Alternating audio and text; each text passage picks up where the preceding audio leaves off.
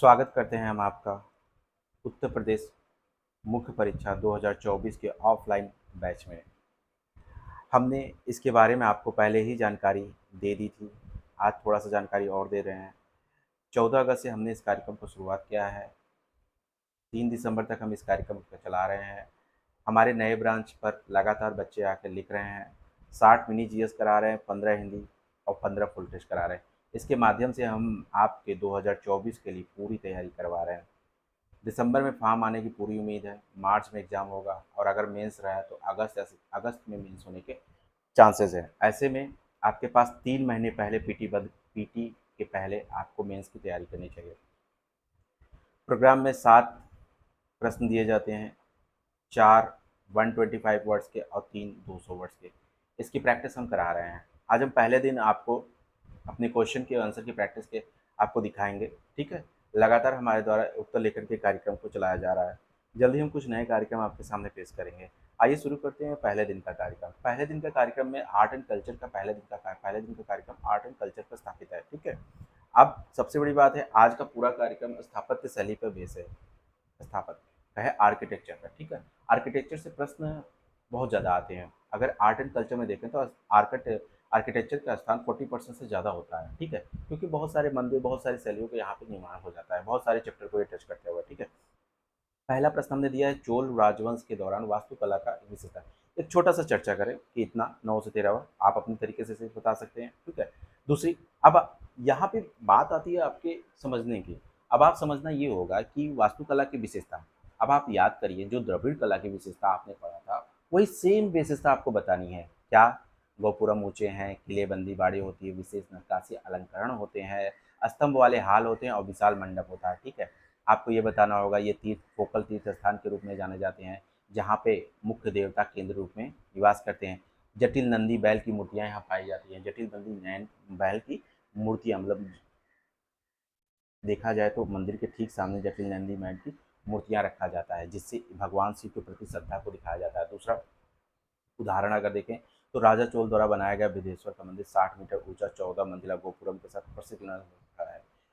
ठीक है, सबसे बड़ी बात है, इसको बनाने में ग्रेनाइट चट्टान चोल वास्तुकला और मूर्तिकला का कौशल प्रमाण मिलता है। ठीक है, तो पहले प्रश्न को आप आसानी से टैकल कर सकते हैं। फिर एक निष्कर्ष, छोटा सा कंक्लूजन दीजिए।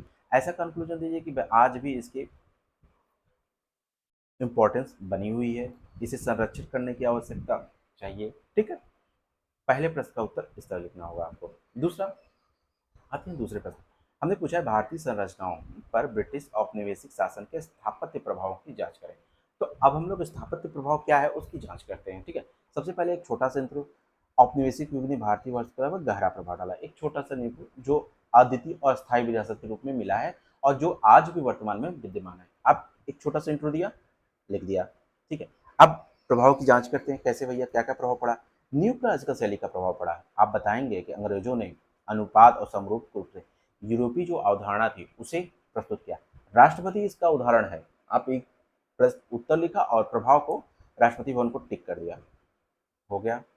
आप गौथिक शैली का बताएंगे, गौथिक पुनरुद्धार हुआ, जैसे नुकीली मेहराब जो थी, नुकीली और गुंबददार छतें, जैसे ये नुकीली ये गुंबददार छतों के बीच चर्च, शैक्षणिक संस्थान और नागरिक संस्थान सुशोभित किए जाते हैं। जैसे आज आप चर्च देख रहे होंगे, शैक्षिक संस्थान जो पुराने हैं अंग्रेजों के ज़माने के, वो गौथिक शैली के उदाहरण होते हैं।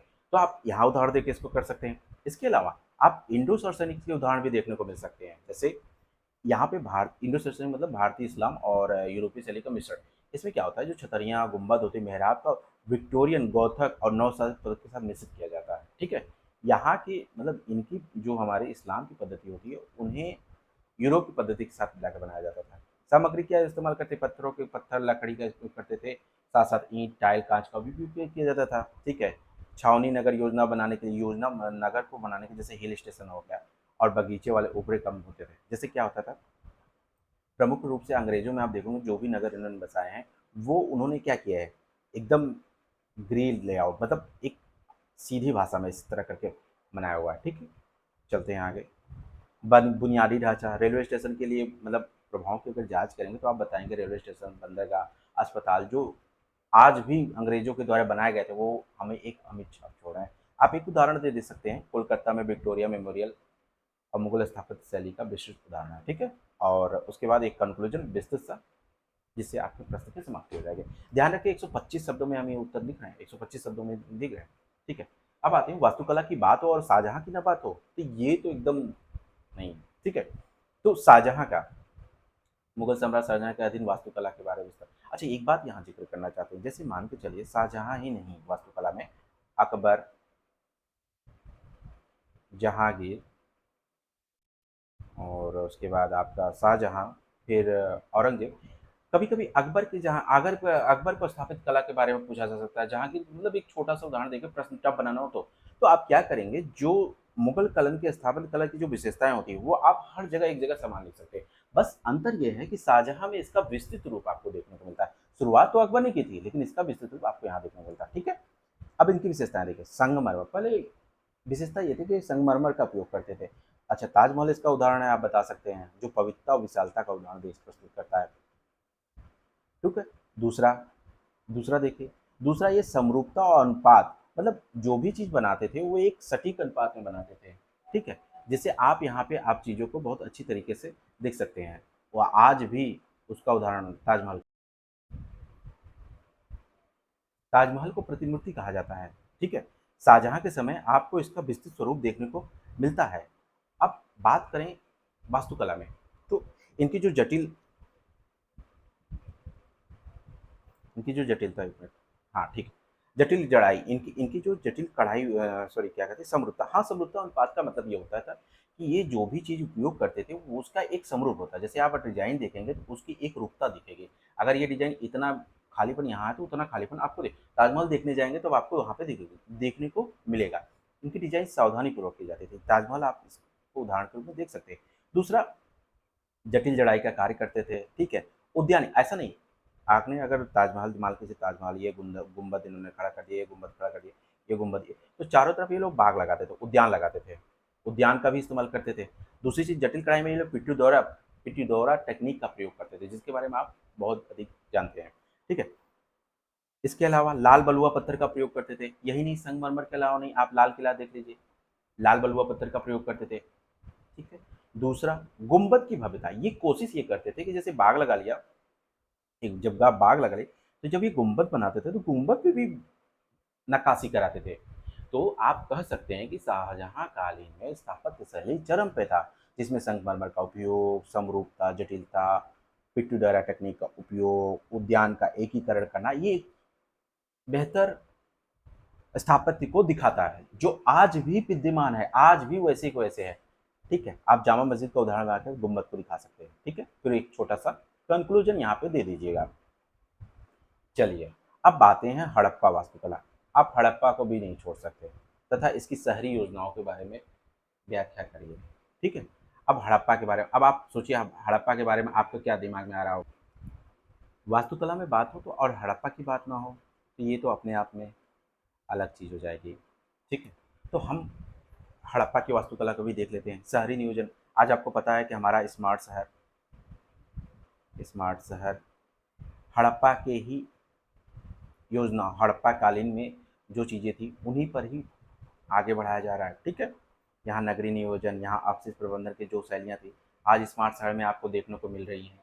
ठीक, चलिए, प्रश्न ये है कि हड़प्पा वास्तुकला क्या है, उसके शहरी योजनाओं की विशिष्ट विशेषताओं का व्याख्या करें। तो सबसे पहले हम विशिष्ट विशेषताओं पर नजर डाल लेते हैं। हड़प्पा वास्तु में सबसे पहले ईंट का निर्माण। हड़प्पावासी जो ईंट का निर्माण करते थे उसमें एक रूपता होता था, वो बड़े पैमाने पर मानव के ईंट की भट्टियों का निर्माण करते थे। ऐसा साक्ष्य में मिला है। उनकी जो संरचनाएं होती थी वो मजबूत होती थी, वो मोटी दीवारों का निर्माण करते थे, जिससे रीजन क्या था, बाढ़ और प्राकृतिक तत्व से सुरक्षा हो जाए। दूसरा, उनकी विशेषता ये थी कि वो सार्वजनिक और निजी स्थान को अलग अलग रखते थे। ठीक है, उसमें अगर आप शैली देखेंगे, एक बीच में सड़क होता था, यहाँ कमरा, यहाँ कमरा, यहाँ कमरा, यहाँ कमरा, फिर बीच में आने जाने का। ठीक है, यहाँ रोशनदान, यहाँ रोशनदान, यहाँ, इस तरीके का उनका निर्माण होता था। उन्नत जल निकासी के बारे में मत पूछिए, जल निकासी की बहुत बेहतर व्यवस्था यहाँ इनके पास हमेशा रहती थी। ठीक है, कमरे के पीछे से जो जल होता था वो निकलता था, मतलब बहने वाला जल, और इनके कमरे के आंगन में आराम से जल निकासी व्यवस्था बढ़िया होती थी। ठीक, अब शहरी नियोजन पे आते हैं। शहरी नियोजन क्या है, शहरी नियोजन में इनका जो ग्रिड लेआउट हुआ करता था वो एक ग्रिड पैटर्न के था। ग्रिड पैटर्न मतलब इस तरीके से सड़कें, ठीक है, लंबवत दिशा में व्यवस्थित होता था, केंद्रीकृत होता है। इनके जो शहर होते थे, केंद्रीय बाजार, सार्वजनिक स्नानागार, अन्न भंडार होते थे। ये शहरी डिजाइन का एक नियोजित दृष्टिकोण। इनका कहने का मतलब ये केंद्रीकृत योजना होनी थी, मतलब एक सेंट्रल स्टेशन जहाँ पे व्यापार होता था, वहीं पे इनके स्नानागार भी होते थे, वहीं इनके अन्न के भंडार भी होते थे। ठीक, चलिए, फिर ये गढ़ और निचले शहर होते थे, एक ऊंचा शहर एक नीचा शहर, जिससे कोई दिक्कत ना हो। यहाँ पे प्रशासनिक और धार्मिक इमारतें अलग अलग हुआ करती थी। ठीक है, ये इनकी हो गई शहरी नियोजन व्यवस्था। अगर देखा जाए तो बेहतर शहरी नियोजन व्यवस्था यही दिखाई जाती है। ठीक, चलिए आते हैं क्वेश्चन नंबर 5 पे। ठीक, क्वेश्चन नंबर 5, अजंता और एलोरा की गुफाओं को चट्टानों से काटकर वास्तुकला बौद्ध, हिंद और जैन धर्म का संगम है। ठीक है, एक कथन है, आपको उदाहरण देकर इस पर चर्चा करना है। तो जाहिर सी बात है, अगर आप ऐसे कथन आते हैं तो आपको चर्चा करना चाहिए। चलिए, अजंता की गुफाएं जो पूरी तरह बौद्ध को समर्पित है। अगर आप यहाँ देखेंगे, ये गुफाएं बुद्ध के जीवन और शिक्षाओं को दर्शाती हैं। ठीक है, चर्चा हो गई। ठीक है, यहाँ पे हाल और बौद्ध व्यवहार आपको आध्यात्मिक सार को दर्शाते हैं। वहीं एलोरा में जो कैलाश मंदिर है वो अखंड रॉक मतलब पत्थरों को काटकर बनाया गया है, जो भगवान शिव को समर्पित है। यहाँ पे जटिल नक्काशी और हिंदू देवी देवियों की मूर्तियां हैं और पौराणिक कहानियां दर्शाती हैं। ठीक है, दूसरा, जैन प्रभाव। अब जैन प्रभाव एलोरा की जैन प्रभाव जैसे इंद्र सभा, जगन्नाथ सभा, जैन विषय और प्रतिमा विज्ञान को प्रदर्शित करती है। तो आपको यहाँ पे एलोरा में आपको जैन प्रभाव भी देखने को मिलता है। अब सबसे बड़ी बात ये आती है कि इसका वास्तविक समन्वय मतलब समानता कैसे है। देखा जाए तो साझा विशेषता है, जो आपको हाल या जो भी वहाँ पे आपको मूर्ति कला आप देखने को मिलेगी, वो तीनों धर्मों को दिखाते हैं, किसी एक धर्म को नहीं। तो इसे आप कह सकते हैं कि धर्मनिरपेक्षता की भी दिखाई देती है। ठीक है, दूसरा, अनुकूलन और एकीकरण। अगर आप उनके ध्यान धार्मिक स्थानों को देखेंगे तो वो एकीकृत होते हैं, वो सब सब एक ही बात की तरफ इशारा करते हैं। और इनका कलात्मक सद्भाव इस बात को क्या करता है, प्रदर्शित करता है। ठीक है, दूसरा, संबंधित प्रतीकवाद, ये विविधताओं में सामंजस्य रखते हैं। जो भारत की समृद्धि है, धार्मिक मतलब धार्मिक भारत की धार्मिक एकता जो है, जो प्रतीक है, वो इनके कलात्मक भाषा से दिखाई देती है। जैसे कहने का तात्पर्य है, जो जैन हैं, जो हिंदू हैं और जो बौद्ध हैं, इनका जो मूल तत्व है वो एक ही है, मानव कल्याण। वो तीनों मूल तत्व इनके यहाँ से संबंधित दिखाई देती है। ठीक, तो आपने एक इंट्रो लिखा और आपने एक कंक्लूजन दे दिया। आपने ये दे दिया कि अजंता एलोरा गुफाएं सांस्कृतिक बहुवाद के प्रमाण में खड़ी हैं, कि दर्शाती है कि कैसे राख वास्तुकला विविध धार्मिक प्रतिनिधियों को एकीकृत कैनवास के रूप में कार्य करते हैं। ठीक है, चलिए अब आते हैं नागर और द्रविड़ शैली। ध्यान रखेंगे 200 वर्डों में है, तो नागर शैली के बारे में देख लीजिए, फिर द्रविड़ शैली के बारे में। तो नागर शैली के बारे में देखा जाए तो घुमावदार शिखर, शिखर मतलब टावर, जो ऐसे टावर पर खड़ा होता है। ठीक है, अब नागर मंदिर की सबसे प्रमुख विशेषता होती है कि जो उनके टावर होते हैं या जो उनके शिखर एक तरफ टाइप होते हैं, वो क्या होते हैं, घुमावदार हो, और धीरे धीरे क्या है, धीरे धीरे ऊपर की तरफ की ओर दिखाते हैं और एक धारीदार शिखर पर समाप्त होते हैं। एक धारीदार शिखर शिखर पर समाप्त होते हैं। इनका जो आमलक या कलश होता है वो इनके शीर्ष पर होता है। आमलक मतलब आप डिस्क टाइप होता है, कलश मतलब एक बर्तन के टाइप होता है। ठीक है, जो आध्यात्मिक तक दिखाया थे। यहाँ पे मंडप और गर्भगृह होता है। ठीक है, मंडप और गर्भगृह होता है। इनके मंदिर में सभाएं अनुष्ठान के लिए मंडप जैसे एक हाल होता है, जहाँ देवता का निवास स्थान होता है। तो आप खुद ही आप मंदिर, अपने ही मंदिर में अगर आप देखेंगे तो मंदिर के निर्माण में जो स्थान जहाँ जैसे हमारे संकट, तो इसे गर्भगृह बोला जाता है। अब नागर शैली में अगर बहुत सारी विशेषताओं के बारे में देखा जाए, इनके मंदिर हमेशा ऊंचे पे ऊंचाई पे मोस्टली आपको ऊंचाई पे देखने को मिलेंगे। ठीक है, एक शिखर में होता है जिस पर वो क्या कहते हैं, डेस्क होते कलश होता है, आमलक होता है। ये सारी विशेषताएं आपको यहाँ पे देखने को मिलेंगी। दूसरा, आप द्रविड़ शैली की अभी ऊपर चोल चोल मंदिर के समय हमने डिस्कस किया था, तो इसमें पिरामिड विमान होता है, गोपुरम होता है और अच्छी संरेखण होता है। ये कार्डिनल दिशाओं मतलब सावधानी पूर्वक संरेखित जो ब्रह्मांडी व्यवस्था और देवी देवताओं के प्रतीक को दिखाते हैं। ठीक है, महत्व, इनका सांस्कृतिक पहचान होता है।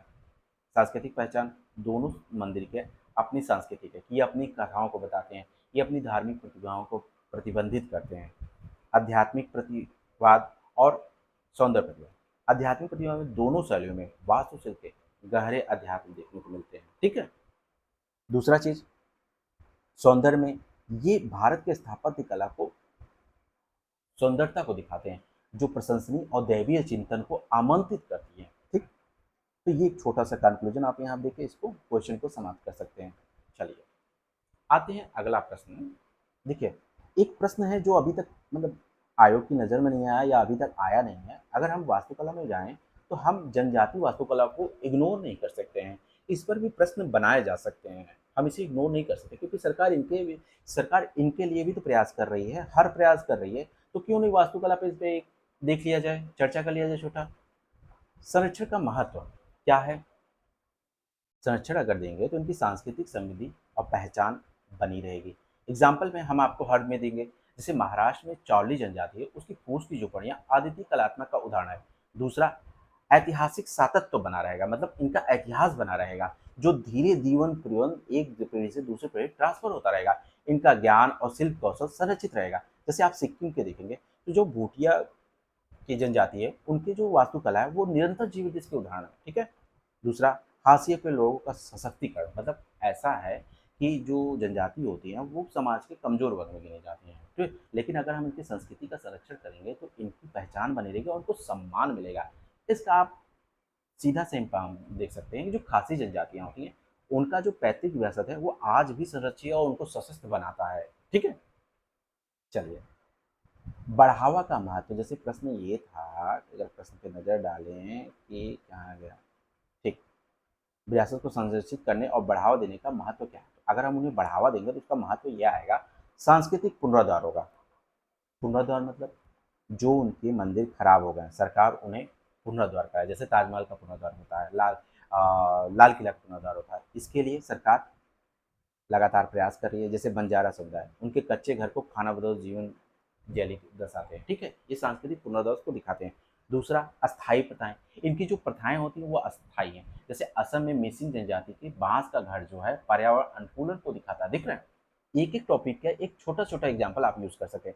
आर्थिक अवसर, ऐसा नहीं है, संरक्षित अगर महत्व देते हैं, ये किसको बढ़ावा देते हैं? ये सांस्कृतिक पुनरुद्धार को बढ़ावा देते हैं, स्थायी प्रथाओं को बढ़ावा देते हैं। दूसरा, आर्थिक अवसर, इसमें क्या होता है, जैसे छत्तीसगढ़ में कांगेटर घाटी राष्ट्रीय उद्यान में अगर आप देखेंगे, आदिवासी झोपड़ियां प्रमाणिक और अनुभव चाहने वाले पर्यटकों को आकर्षित करें। सीधा सा मतलब ये होता है, संरक्षण से टूरिज्म को बढ़ावा मिल सकता है। दूसरा, ये जंगल से प्राप्त लकड़ियों को बेच के अपने जीवन यापन को करते, तो इसका मतलब अगर हम उनको देते हैं तो आर्थिक अवसर भी मिलता है। ठीक, एक छोटा सा कंक्लूजन दे के आप इसको समाप्त करेंगे। ध्यान रखिए, ये पहला दिन था, पहले दिन का वीडियो है। हम कोशिश करेंगे कि सभी के वीडियो आपको देने के स्टार्ट, डे वन का वीडियो आपको मिल गया है। 7 प्रश्न हमने डिस्कस किए हैं। आप इसको पढ़ने के बाद ना लिखने का प्रयास करिए। हो सकता है सुनने के बाद आपको कुछ पॉइंट दिमाग में आ जाए और कुछ ना आए। मॉडल उत्तर देखिएगा, आपको बहुत बातें याद आएंगे। ठीक है, फिर से हम बता दें, हमारा उत्तर लेखन का कार्यक्रम लगातार चलाया जा रहा है। ठीक है, हमारे उत्तर लेखन का कार्यक्रम हमारे इसी ऑफलाइन सेंटर पर चलाया जा रहा है 2024 के लिए। आप जरूर आइए। अगर देखा जाए तो हम इसमें बहुत सारे कार्यक्रम को देंगे। ठीक है, ध्यान रखें, हम यहाँ बैच 1 घंटे का होगा डेली।